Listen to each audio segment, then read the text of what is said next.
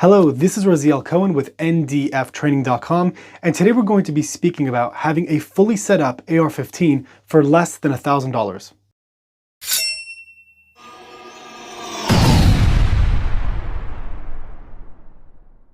Now, the reason why I'm making this video is that I've had friends who have come up to me and have asked me about putting together a rifle. And for me, being a guy who's very nitpicky about the gear that I like, I would end up suggesting something that might be unrealistic to a lot of people's price range, just because I know what works for me well. And obviously you usually get what you pay for. So having higher quality items will perform better, not always, but generally speaking, when it comes to rifles in the gun world. So what I wanted to do was put together a list for people who I don't have a lot of background on guns. I just want a quality rifle that's mid-tier, not super expensive, not super cheap, that's able to work well for my budget. Another reason why I wanted to do this is that during the pandemic, or during pretty much every election, there's going to be a time where gun stores can be completely sold out of completed rifles. So this is going to be kind of like a very, very basic build list of where and what you should buy from different places to be able to get yourself a quality rifle without really blocking yourself out from other features that you'd be able to get in the future. I want to be able to put together a gun for you that you could also grow with and modify as you go along, while still from the beginning having a solid platform to start off with.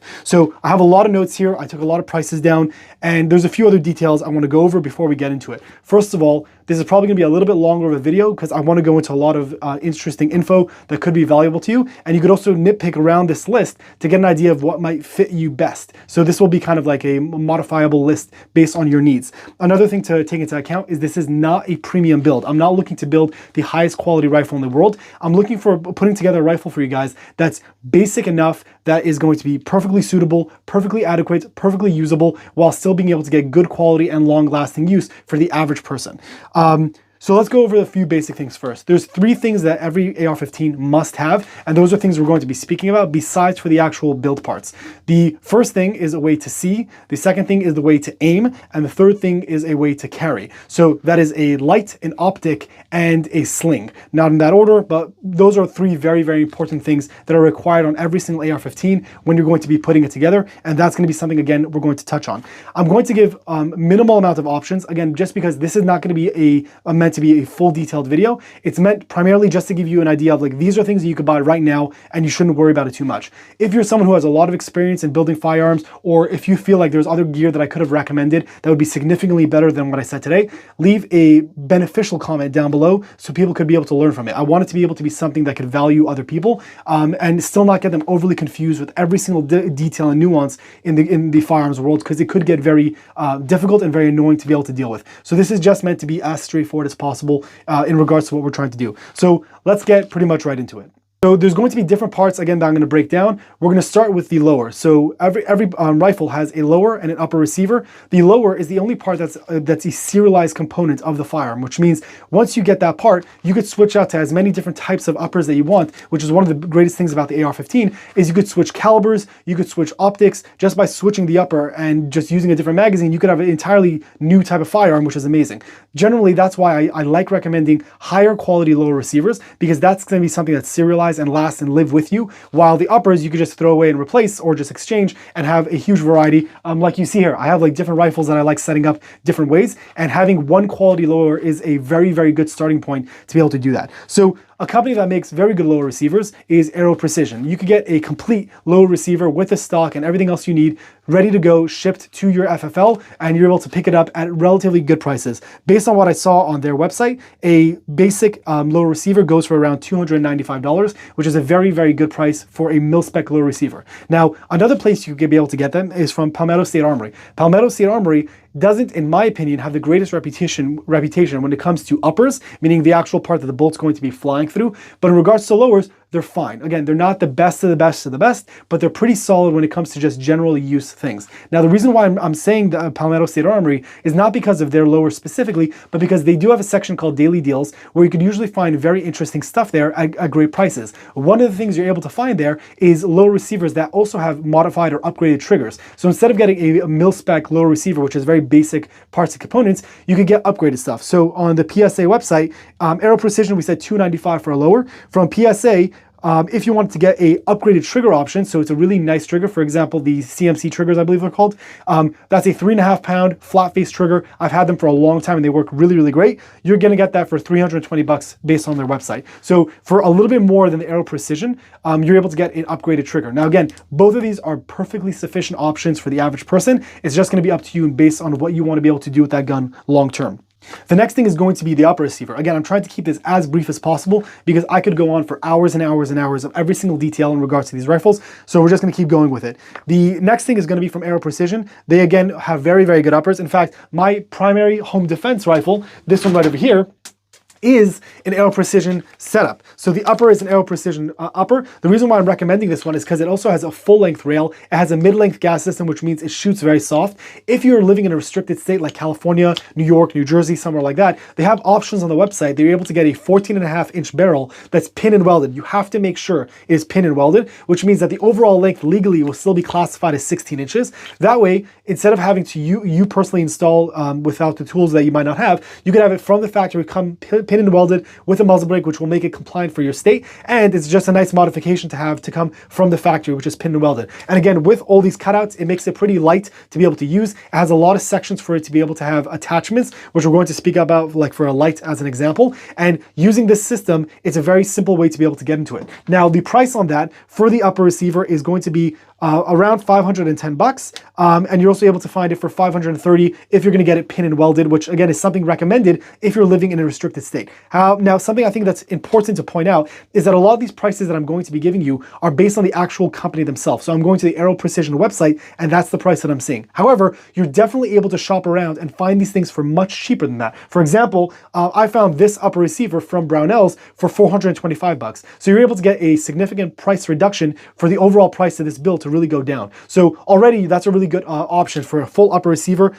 That's really, really nice. Now we're going to speak about the bolt carry group and the charging handle separately, but just for the upper receiver, which is the barrel, the muzzle brake, the rail, that's a very good price to be able to get. And again, from Brownells, I was able to find it for 425 bucks. I'm going to leave more links and information in the description, so make sure to check that if that's something you're interested in. Another option is from a company that I made a video on called Access Manufacturing. Access Manufacturing is a fully American-made company. They're machining and doing everything in-house, which is really cool. They sent me this upper right over here, which is also really nice. And it comes again with a full-length rail. It has a rail on top that you could attach sights to. They also offer muzzle brakes on their website, which is really amazing. I actually had a lot of really positive experiences with this muzzle brake. It worked very, very well. This is a 16-inch option. They don't offer a 14.5 pinned at the moment, but for a 16-inch option, this is great. Generally speaking, if this is your first build or something you're getting into, I'd recommend sticking with the 16-inch variant because then you have less issues with legalities that you might not want to deal with. So generally speaking, as a good overall use rifle for multiple purposes, 16 inch is definitely a way to go to begin with. From Access Manufacturing, at the making of this video, they actually have a sale going on, and it's around $400 for this upper receiver, which is amazing. And on top of that, for the brake, if you want to get a brake specifically, as opposed to the flash hider that usually comes standard on AR-15s, that's another $50 for the ones that they offer specifically. Again, there are other options and other companies that make brakes. I'm just going to keep it, again, simple as possible. So from them, if you wanted to get a brake, it would be an additional $50. So 450 bucks for this setup. So those are kind of two different options you can look at, both that I think are great in regards to upper receivers. The next thing we're going to be speaking about is the bolt carrier group and the charging handle. A lot of times when you're going to be buying a rifle from a company or an upper from a company, not a rifle, an upper, usually they don't come with a bolt carrier group and charging handle. Those are things that you could get in addition to the setup, and they are obviously mandatory in order for the gun to be able to function properly. The benefit is that, again, these are some things you could later modify or upgrade or change up in the future, but again, as a starting point, a place that you could get them is both from Aero Precision and Access Manufacturing. Aero Precision on their website, they're listing it at $145 plus an additional $20 for the charging handle. So that's a very, very good price. Aero Precision definitely makes good bolt carrier groups, so that's definitely not something that that would be an issue. They make good stuff. If you want to go to Access Manufacturing, so if you want to get like all your parts in one place kind of thing, then they're offering bolt carrier groups that they make in-house for $100 plus $30 for a charging handle. So both very good pricing to be able to use, and they both have worked very great. Again, the upper receiver that I got from Access Manufacturing came with their bolt carrier group and their own in-house made charging handle. I've been running this for a while, haven't had any issues, and it was a very soft, very comfortable shooting gun, especially with that muzzle brake that they make that I really did enjoy. So again, for the price of what you're getting there, I definitely think those are good options, and those are two companies that I would recommend in regards to general good quality use and being able to start, definitely as a starting point for your build. The next thing that's extremely important is a sling. You need to be able to have a sling to be able to use when you're walking around or generally use things. The kind of expression is that a sling to a rifle is like a holster to a pistol. It's very important to be able to use and have a quality sling. Now, there are two different options you can look at. On Amazon, I've seen a lot of slings from Magpul that are quick adjust, which is generally what I recommend is to get a quick adjust sling. That's something like this, where if it's over my body right now, I can just pull this tab and it loosens up so I have a lot of space. If I'm starting to walk or I'm going on a hike, you tighten it up and it sticks a little bit closer to your body. So it's kind of a multi-use item, and I think it's really good. The Magpul slings that I've seen were ranging for around $32, which again is a very good price for a sling. This sling personally is my favorite. I think it's, in my opinion, one of the best offerings on the market. This is a Vickers sling from Blue Force Gear, and they're a great sling. This is coming in at around $60. Again, this is if you're going from Amazon. You could find it in other places for different pricing, but that's generally around the price. In my opinion, this is kind of the best option you could get, and I think it's very much worth your while. What I did not include in this list, because it definitely varies dramatically depending on the system that you get, is that if you look at this buttstock has a QD point there, which means if you have a sling swivel, this piece right over here, you can attach it right into the gun or right into the buttstock. The reason why, again, I like the Aero Precision option is that it comes with that slot already set up in the rail, which I think is great. And this Magpul stock comes with one in the buttstock. So if you just get a set of these on Amazon for around $10, you can attach the sling to it and just attach it to your gun. But you can also see that there are slots here of where the sling could feed through, so you don't need that necessarily in your setup. So it really is going to depend on which layout you end up deciding, but that might be a variable of an additional around $10 to be able to get if your gun is not going to be set up with that format.